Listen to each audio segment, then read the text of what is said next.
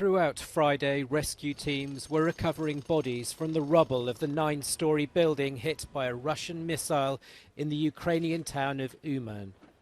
At least 23 people died, including 4 children.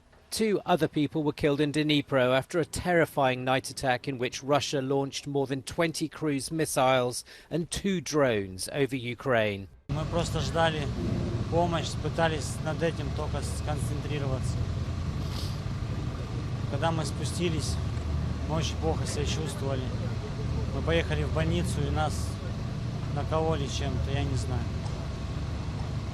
Сейчас я хочу увидеть своих детей, живых или мертвых. The Ukrainian president, who received his Czech counterpart on Friday, called for a minute of silence to remember the deceased children and adults.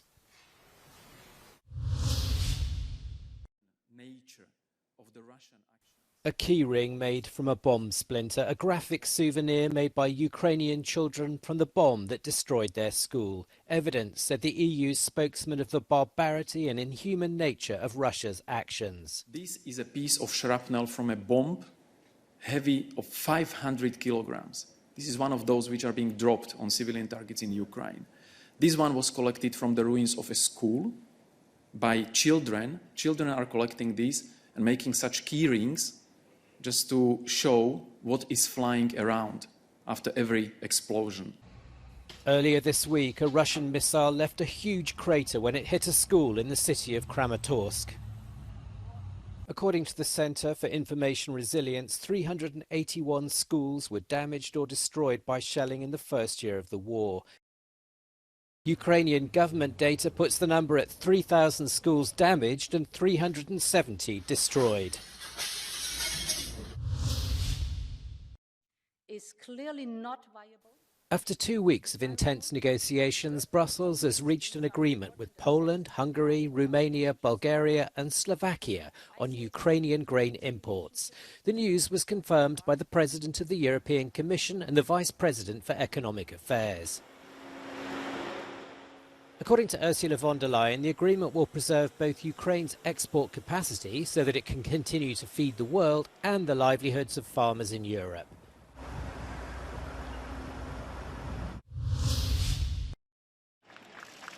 Pope Francis, during his visit to Budapest, called for a recovery of the European spirit and rejection of, quote, adolescent belligerence amid rising nationalism and war in Ukraine.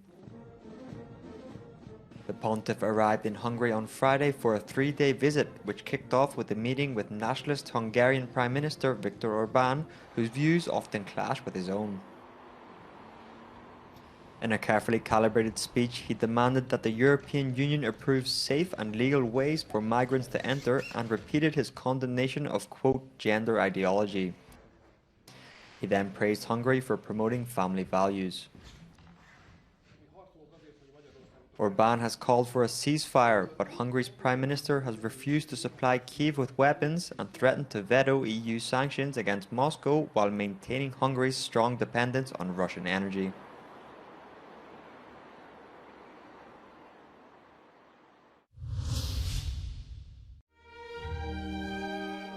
London's world-famous wax museum, Madame Tussauds, has added a figure of the soon-to-be Queen Camilla ahead of next week's coronation ceremony. Currently known as the Queen Consort, Camilla is to be crowned alongside her husband, King Charles III, on Saturday, May the 6th. Her accessories include replicas of the late Queen's Belgian sapphire tiara, a George VI sapphire necklace, an Art Deco engagement ring, and a Welsh gold wedding band.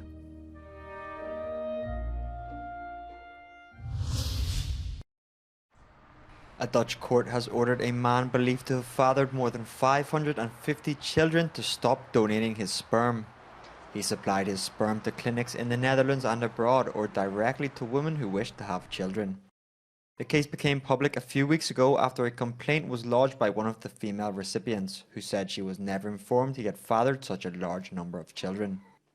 The law allows a maximum of 25 children per insemination. The donor says he was only trying to help families with fertility problems.